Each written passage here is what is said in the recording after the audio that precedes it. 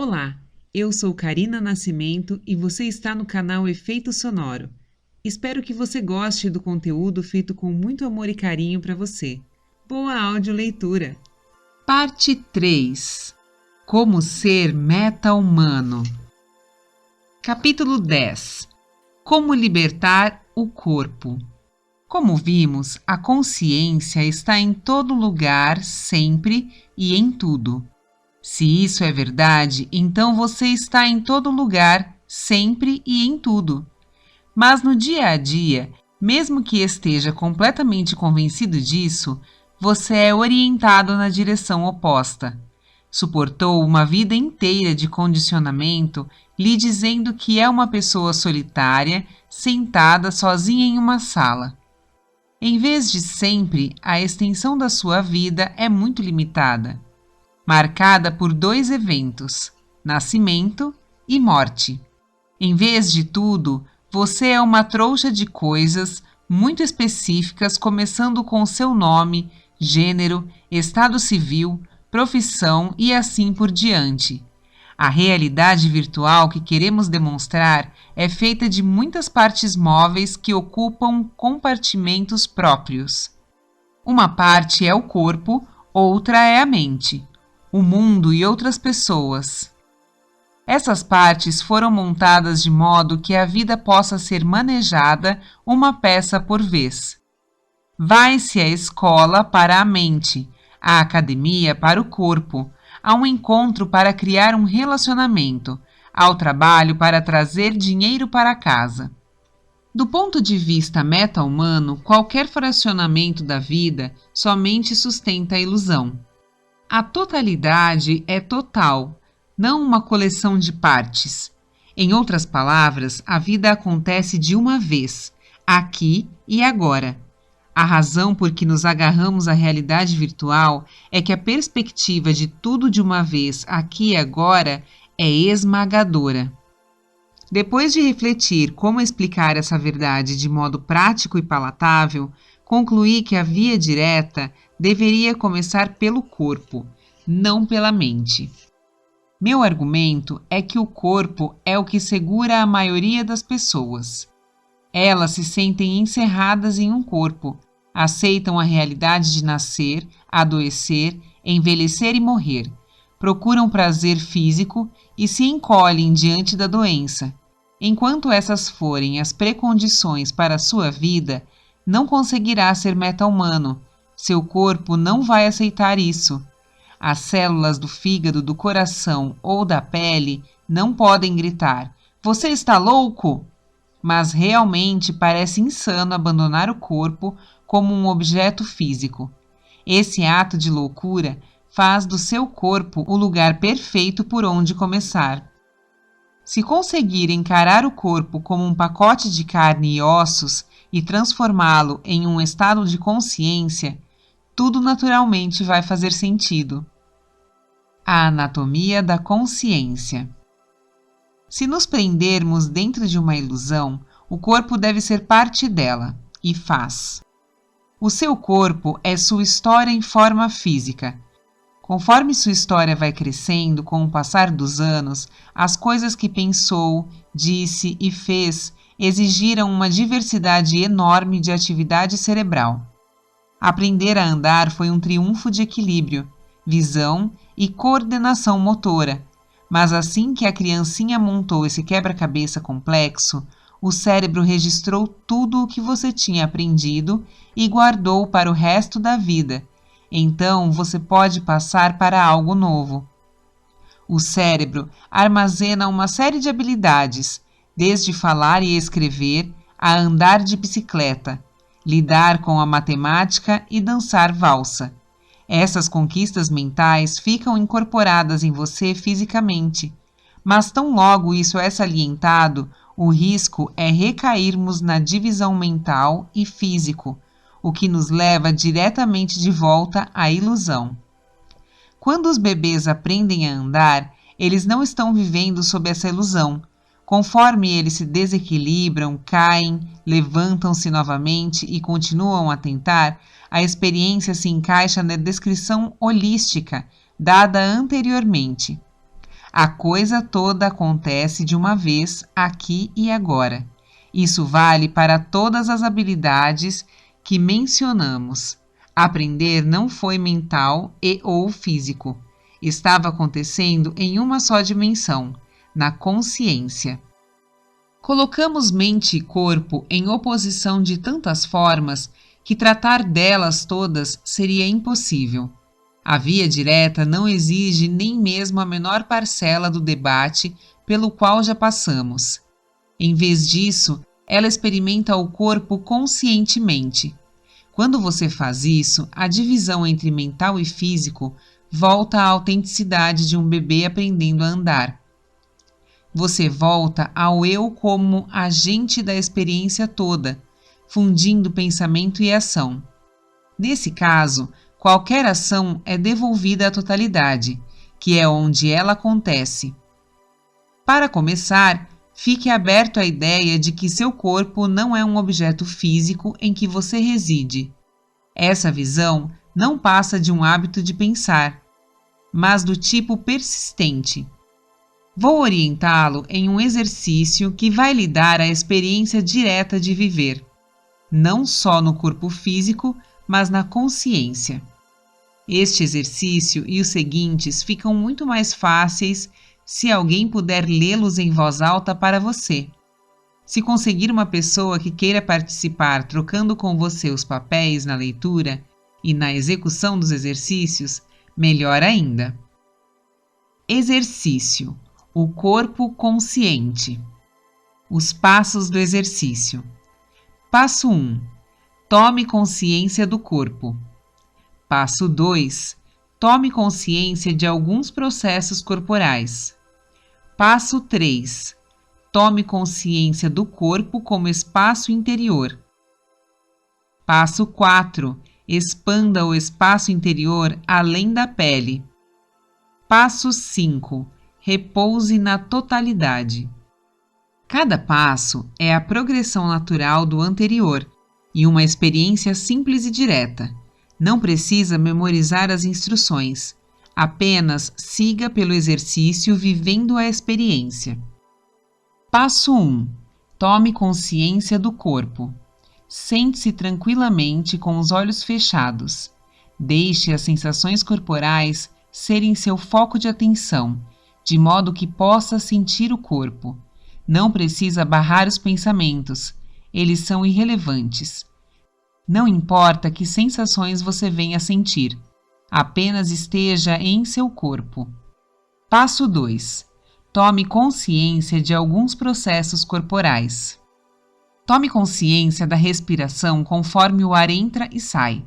Diminua um pouco o ritmo da respiração, depois a acelere um pouco. Desloque a atenção para o centro do peito e tome consciência do batimento cardíaco. Respire algumas vezes tranquila e profundamente e sinta o batimento cardíaco desacelerar à medida que relaxa. Veja se consegue sentir a pulsação em algum outro lugar. Muitas pessoas a sentem na ponta dos dedos, na testa ou dentro das orelhas, por exemplo. Passo 3. Tome consciência do corpo como o espaço interior. Agora leve a atenção para dentro do corpo. Sinta a cabeça como um espaço vazio e comece a descer pelo corpo até o peito, o estômago, o abdômen, as pernas e os pés, fazendo uma pausa em cada lugar para experimentar os órgãos internos como um espaço no qual a consciência se move livremente. Se quiser, pode também experimentar a respiração como a expansão e o relaxamento do espaço no peito. O batimento cardíaco como uma pulsação constante no espaço do peito. Passo 4. Expanda o espaço interior além da pele. Assim que tiver sentido o interior do corpo como um espaço vazio, em que os processos corporais estão acontecendo, percorra a pele com atenção. Vagueie pelas sensações na cabeça, sentindo os contornos do rosto, do couro cabeludo e das orelhas.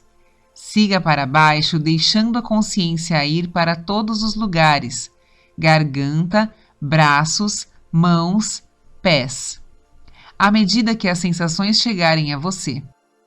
Agora suba a consciência ligeiramente acima da pele e delicadamente deixe-a se expandir além dos contornos do corpo. Algumas pessoas fazem isso facilmente, outras precisam evocar uma imagem.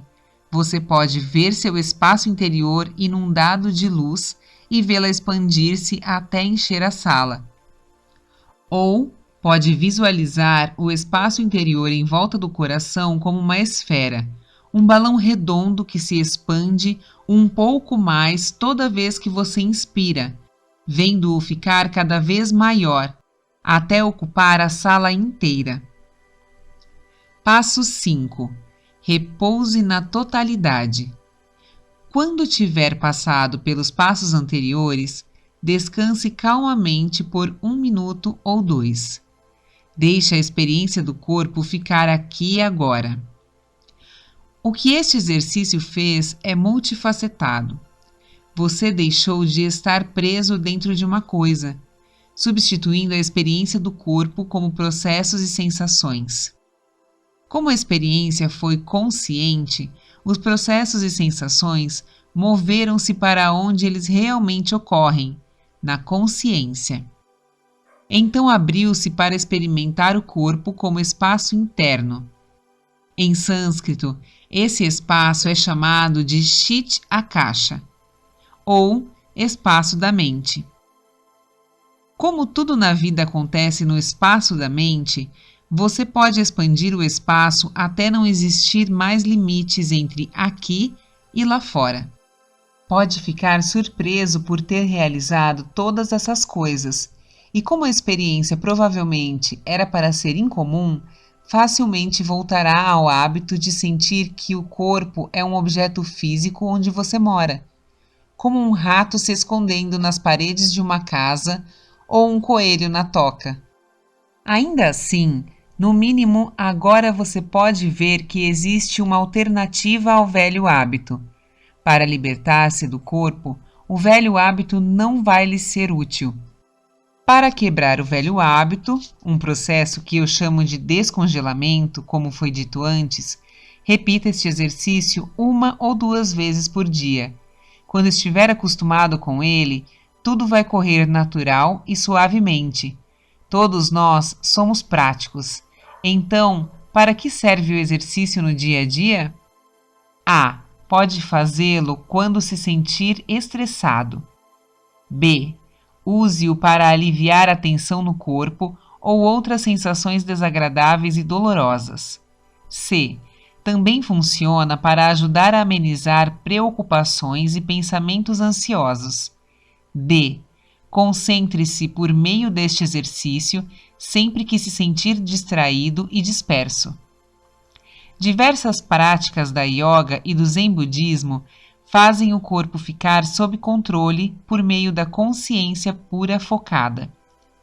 Quando sente o batimento cardíaco e a respiração, por exemplo, você dá o primeiro passo para controlar ambos os processos de uma só vez, por meio do nervo vago, um dos 10 nervos cranianos que partem do cérebro para o resto do sistema nervoso central. O nervo vago é um andarilho, traçando seu curso como a linha-tronco dos antigos sistemas telefônicos, do cérebro ao pescoço, daí para o peito, passando o coração e estende-se pelo abdômen. É o nervo craniano mais longo, e suas fibras tanto enviam quanto recebem informações sensoriais. A maioria das sensações que experimentou no exercício foram canalizadas pelo nervo vago. Pode tirar vantagem desse conhecimento de modo prático por meio da respiração vagal, que consiste em inspirar, contando até 4, prender a respiração contando até 2 e expirar contando até 4. Esse ritmo simples de 4, 2, 4 é fácil para um adulto saudável normal, e ninguém deve tentar forçá-lo, a ponto de ficar ofegante ou sentir desconforto. Para grande surpresa dos pesquisadores médicos, A respiração vagal é o melhor modo de reduzir o estresse. Particularmente, os sintomas imediatos, respiração irregular, aumento da frequência cardíaca e tensão muscular. Acontece que o estresse crônico de nível baixo é mais grave e mais arraigado do que o estresse agudo. Na vida moderna, permanecer em um estado de estresse crônico de nível baixo é tão comum que é aceito como normal, mas seu corpo não o sente como normal. A origem de doenças cardíacas, hipertensão, distúrbios de sono e de digestão, além de provavelmente alguns cânceres, pode estar no estresse crônico. Não por acaso, a localização desses distúrbios é paralela ao curso do nervo vago, que serve para comunicar o estresse ao coração, estômago, trato digestório e depois para o resto do corpo, conforme o sistema nervoso se ramifica. A respiração vagal traz o corpo de volta ao equilíbrio e alivia a tensão. Então, mesmo que não tenha percebido que tudo o que é físico e mental acontece na consciência, o que significa que nosso corpo acontece na consciência, temos aqui uma pista inequívoca. Aceitamos que habilidades como caminhar, andar de bicicleta, ficam permanentes a partir do momento em que são aprendidas. Mas em um nível mais básico, os biorritmos que sustentam o corpo-mente como um todo foram aprendidos e absorvidos milhões de anos atrás, por nossos ancestrais hominídeos. A vida moderna nos força a desaprendê-los, como testemunham inúmeras pessoas com distúrbios de digestão e de sono. Ambas as funções são controladas por meio de biorritmos integrados. Quando o corpo esqueceu como expressar um biorritmo, o efeito é como um trompete ou um violino tocando uma peça musical diferente do resto da orquestra. A sinfonia inteira fica arruinada. A respiração vagal pode ser muito útil além da sua habilidade de normalizar a frequência cardíaca, abaixar a pressão e regularizar a respiração. É bom praticá-la na cama antes de adormecer. Insônia leve a moderada pode ser amenizada ou completamente curada.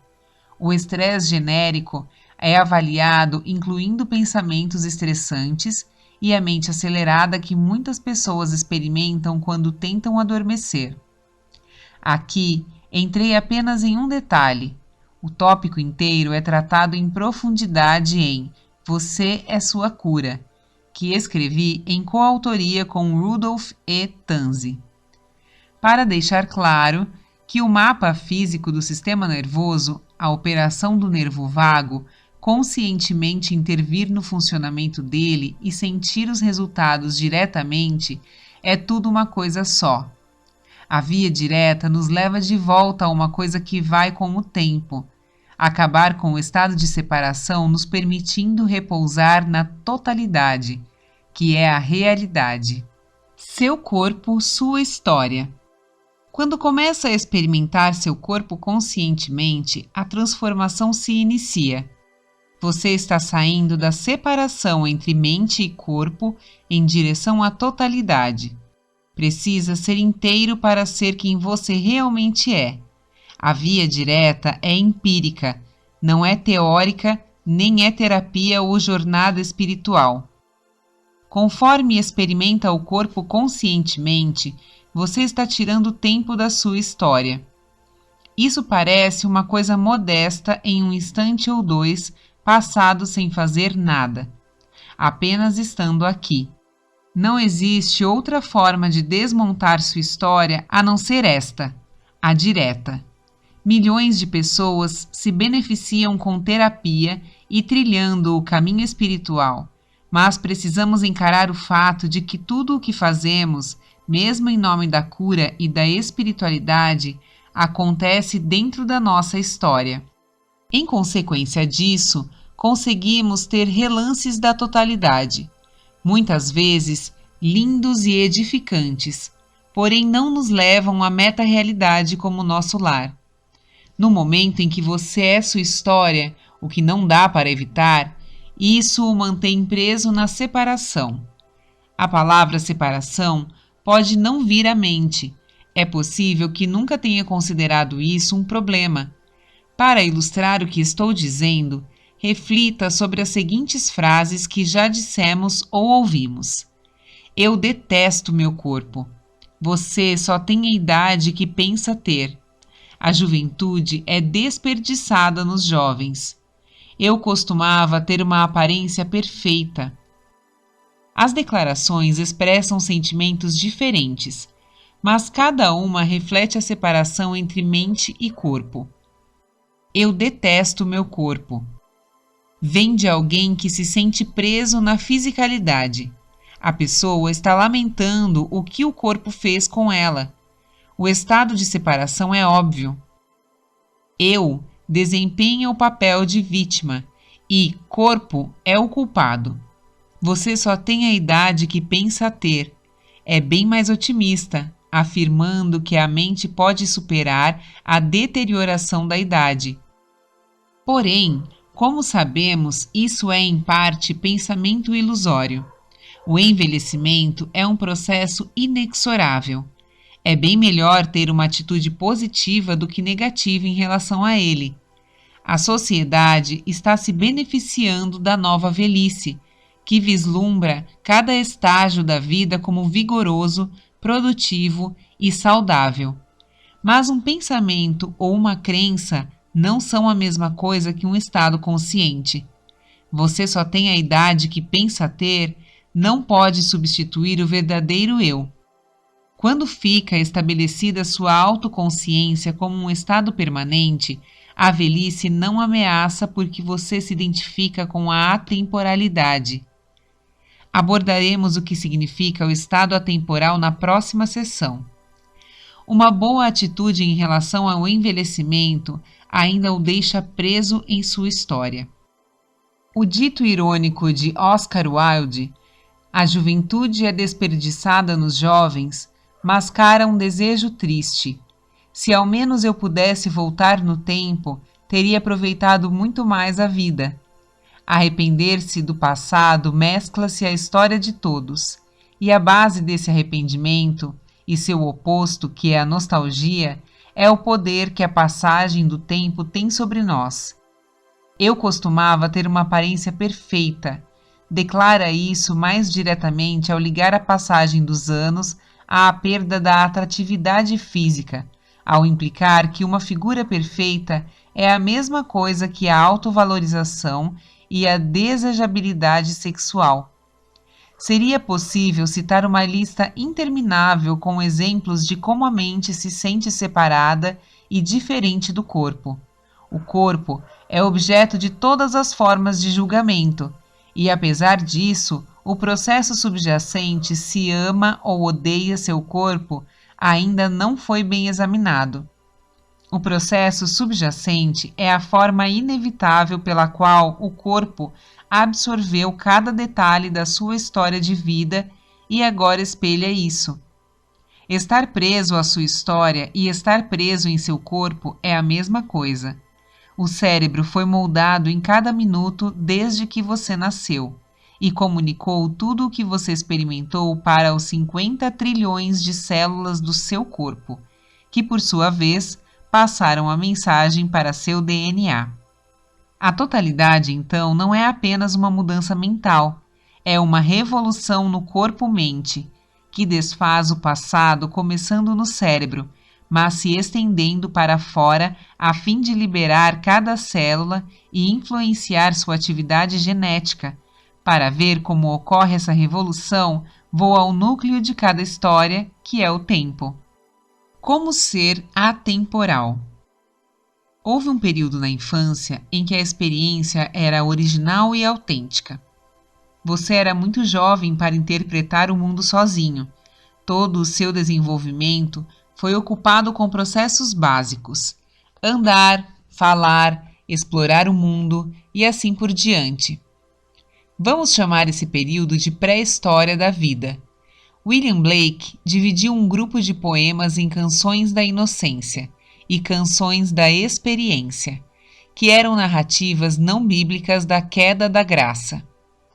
Como os românticos que o seguiram e idolatraram, Blake acreditava que a queda não acontecera com Adão e Eva, mas sim com as crianças quando perderam a inocência. A queda era uma experiência repetida geração após geração. O que Blake via na inocência era uma perspectiva fresca, simples, lírica e festiva do mundo. A tônica foi estabelecida em uma das mais famosas canções da inocência, O Cordeiro, em que cordeiro pode ser lido como criança. Cordeirinho, quem te fez? Tu conheces quem te fez? Deu-te vida e alimentou-te, sobre o prado e junto à fonte. Cobriu-te com veste pura, de lã branca que fulgura. Deu-te a voz meiga e tão fina, para alegrar a campina. Trecho de O Cordeiro, do poeta inglês William Blake, que viveu de 1757 a 1827. Em contraste com essa visão de um Éden infantil, as canções de experiência são amargas e sombrias, refletindo a miséria em que Blake viveu e viu à sua volta na Londres do século XVIII. Um poema famoso, Uma Árvore de Veneno, reconstrói a história do pecado original como o lado sombrio da natureza humana em versos que poderiam ser de uma canção de ninar. Tive ódio ao meu amigo. Disse-lhe e o ódio findou. Tive ódio ao meu inimigo. Não lhe disse e o ódio aumentou. Dia e noite lhe dei a água, do medo e de minha mágoa. Dei-lhe o sol do riso claro, que é só do engodo o anteparo. E a árvore cresceu noite e dia, e produziu grande pera. Meu inimigo que havia, soube de quem ela era. E entrou pelo meu pomar, na hora em que o dia se vela, e na aurora o fui achar, bem estirado sob ela. Poema Uma Árvore de Veneno, traduzido por Renato Sutana. Mesmo sem o benefício da visão de Blake, todos nós passamos pela transformação da inocência em experiência. Para isso, bastou o tempo. Nada mais era necessário enquanto aprendíamos a interpretação padrão do mundo, que todos próximos a nós aceitavam. Um bebê nunca fica aborrecido. Ele olha o mundo maravilhado. As horas não se arrastam. Prazos não fazem o bebê correr o dia todo. Ele não sente avidez por distração, para que possa fugir de si mesmo. Como visionário que era, Blake viu a possibilidade de libertação da condição da queda, que ele chamou inocência organizada. É uma frase brilhante porque implica que a experiência de uma pessoa pode ser tão original, autêntica e imaculada quanto a de um bebê, enquanto mantiver a mente organizada, uma mente de que precisamos para realizar funções mais elevadas como adultos, entre elas, tomar contas de bebês. Voltar à inocência significa abraçar valores como amor, criatividade que ficam mais valiosos quando chegamos à maturidade. Entretanto, os anos de maturidade tornam cada vez mais difícil a jornada de volta à inocência. Das incontáveis pessoas que anseiam por aquilo que sentiram, por exemplo, da primeira vez em que se apaixonaram, poucas encontraram o caminho de volta. O culpado não é a inocência, porque a experiência ainda pode ser divertida e autêntica em qualquer momento da vida. O culpado está escondido na textura de nossa vida. É o tempo. Eu disse anteriormente que para ficar integrado ao mundo interpretado, isto é, feitiço, sonho e ilusão, basta o tempo, nada mais. Da mesma forma, escapar das garras do tempo é a única saída. Longe de ser uma noção mística, você pode ficar atemporal neste exato minuto. Na verdade, esta é a única saída. Para a maioria das pessoas, duas palavras, atemporal e eterno, parecem significar quase a mesma coisa. Para os que creem nas tradições cristãs e muçulmanas, o Éden é eterno, um lugar onde o tempo continua para sempre. Para os não religiosos, o tempo acaba com a morte física. Nos dois casos, entretanto, o tempo do relógio comum parou. Mas existem problemas com esses conceitos, e se nos aprofundarmos na questão, o tempo é muito diferente daquilo que aceitamos levianamente. Os físicos têm falado muito sobre o tempo, graças ao conceito revolucionário de Einstein de que o tempo não é constante, mas varia segundo a situação que se apresenta. Viajar próximo à velocidade da luz ou mergulhar perto da maciça atração gravitacional de um buraco negro terá um impacto radical na forma como o tempo passa. Mas deixemos a relatividade de lado por um momento para pensar como o tempo funciona em termos humanos, aqui e agora. Cada um de nós experimenta normalmente 3 estados do tempo.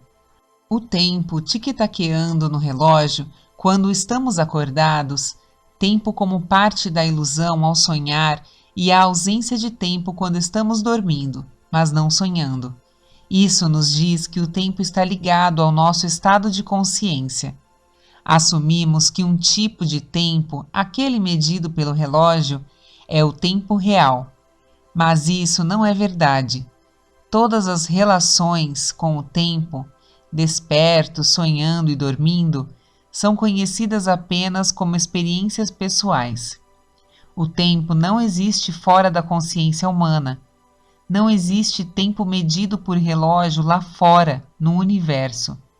Muitos cosmólogos poderiam argumentar que o tempo, da forma como o conhecemos, no estado desperto, inseriu-se no universo somente no Big Bang. O que veio antes do Big Bang não tem sentido se o tempo nasceu no instante em que o cosmos nasceu. Se for até o nível básico da natureza, ao vácuo do qual o campo quântico emergiu, as características da existência diária, como visão, audição, paladar, tato e olfato, não existem mais. E há um ponto de fuga onde a tridimensionalidade some, juntamente com o tempo. O que está além do horizonte quântico não passa de conjectura. O estado pré-criado do universo pode ser modelado praticamente do modo que você quiser. Multidimensional, infinitamente dimensional ou não dimensional. Então é preciso que seja aceito que o tempo saiu da atemporalidade, e não só no Big Bang. Tudo no universo físico pisca para dentro e para fora da existência, em um ritmo acelerado de agitação aqui e agora. A atemporalidade está conosco em todos os segundos de nossa vida. Porém, alguma coisa parece suspeita nessa frase, porque a atemporalidade não pode ser medida com um relógio. Então não faz sentido dizer que a atemporalidade está conosco em todos os segundos. Em vez disso, a atemporalidade está conosco, ponto final. Este mundo é atemporal. Não há necessidade de esperar pela morte ou pelo paraíso para provar que a eternidade é real. Ao saber que a atemporalidade está conosco, naturalmente surge uma pergunta: como a atemporalidade está relacionada com o tempo do relógio? A resposta é que os dois não estão relacionados. A atemporalidade é absoluta. Como não pode ser medida por relógios, não tem existência relativa. Que estranho! A atemporalidade está conosco, porém não podemos nos relacionar com ela. Então, para que serve a atemporalidade? Para responder essa pergunta, precisamos recuar um pouco. O tempo do relógio não tem posição privilegiada na realidade. Não existe razão por que ele deveria ser colocado acima do tempo, do sonho ou da ausência de tempo no sono sem sonhos. O tempo do relógio é apenas uma característica do dia a dia. como outras que conhecemos como cores, sabores, gostos, cheiros e assim por diante. Sem seres humanos para experimentar essas características, elas não existiriam. Fótons, as partículas da luz, não têm brilho sem a nossa percepção de luminosidade. Os fótons são invisíveis e incolores. Do mesmo modo, o tempo é um artefato da experiência humana. Fora da nossa percepção, não conseguimos saber nada a respeito do tempo. Isso parece contradizer a pedra angular da ciência que sustenta que é claro que existiu um universo físico antes de a vida humana se desenvolver na Terra, o que significa que é claro que havia um tempo, bilhões de anos de tempo. Aqui chegamos a uma bifurcação na estrada, porque ou se aceita que o tempo, como registrado pelo cérebro humano, é real por si mesmo, ou se argumenta que, sendo dependente do cérebro humano, o tempo é criado na consciência. A segunda posição é a mais forte, embora poucas pessoas acreditem nela. Em nossa consciência, convertemos constantemente a atemporalidade em experiência de tempo. Não existe como contornar isso. Como essa transformação não pode acontecer no tempo, alguma coisa mais deve estar acontecendo. Para conseguir lidar com essa coisa mais, vamos observar o momento presente, o agora, o presente imediato. Todas as experiências acontecem agora. Só para lembrar, o passado ou a antecipação do futuro são eventos do momento presente. As células do cérebro que processam fisicamente a conversão da atemporalidade em tempo funcionam apenas no presente. Não têm escolha, já que os sinais elétricos e as reações químicas que comandam as células cerebrais ocorrem apenas aqui e agora. Se o momento presente é o único tempo real, podemos saber por que ele é tão elusivo no estado de vigília? Podemos usar um relógio tão exatamente ajustado como um relógio atômico para prever quando o próximo segundo, ou milissegundo, ou a trilionésima parte de segundo vai acontecer. Mas isso não é a mesma coisa que prever o agora. O momento presente, como experiência, é completamente imprevisível. Se fosse possível prevê-lo, você saberia antecipadamente seu próximo pensamento, o que é impossível. Como já dissemos antes, o momento presente é sempre elusivo, porque o instante em que o registra como sensação, imagem, sentimento ou pensamento já passou. Vamos resumir essas percepções. O agora, o lugar onde todos viemos, pode ser descrito como: A. O ponto de junção onde a atemporalidade é convertida em tempo. B. O único tempo real que conhecemos no estado de vigília. C. Um fenômeno totalmente imprevisível. D. Um fenômeno completamente elusivo. Então, se todas essas características estão sendo descritas corretamente, estivemos nos enganando para acreditar que o tempo é uma simples questão de tic-tac no relógio. De algum modo misterioso, cada um de nós ocupa um domínio atemporal, e para produzir um mundo quadridimensional, com o objetivo de morar nele, nós o construímos mentalmente. Ou seja, antes de tudo, criamos o mundo na consciência. A realidade, incluindo o tempo comum do relógio, é construída na consciência também. É preciso não cair na armadilha de dizer que a mente cria a realidade. A mente é um veículo para a experiência de pensar ativamente. E como tempo e espaço precisa ter uma fonte além de algo tão transitório e elusivo quanto os pensamentos. Se confiássemos em nossa mente, igualaríamos adormecer à morte. No sono, a mente consciente abre mão do mundo de objetos físicos e do tempo medido por relógio. Entretanto, quando acordamos de manhã, os objetos sólidos e o tempo do relógio estão de volta. Eles ficaram mantidos em espera, por assim dizer, pela consciência, mesmo durante as 8 horas diárias em que a mente pensante estava fora de serviço. Se a via direta objetiva nos levar além da ilusão que aceitamos como real, é preciso que forneça a experiência de ser atemporal. Em seu estado completo, a experiência temporal é simples, natural e fácil. É o senso do eu que silenciosamente jaz dentro de todas as outras experiências. Estamos lá apenas em parte. O exercício desse capítulo, que lhe permite experimentar conscientemente o seu corpo, derrete um aspecto da ilusão. A presente abordagem de ser atemporal desfaz o outro aspecto. Nos dois casos, tanto a fisicalidade quanto o tempo do relógio começam a perder força.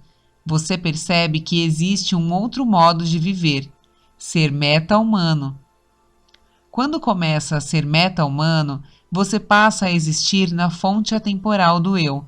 É um grande passo para saber que a atemporalidade está conosco, além de qualquer crença em nascimento e morte, envelhecimento e decadência. As coisas aparecem e desaparecem nos sonhos quando dormimos, mas não as lamentamos porque sabemos que o sonho é uma ilusão. O que importa não são as coisas que aparecem e desaparecem, somente que você não toma o sonho por realidade. Descobrir que isso também é verdade em relação ao sonho acordado nos deixa livres do medo da morte. Meta-humano refere-se a mais do que isso. Livre da ilusão, é possível libertar-se de todos os medos. No final, despertar leva à liberdade absoluta. Não só dirigimos nossa vida diária, mas navegamos pelo campo das possibilidades infinitas.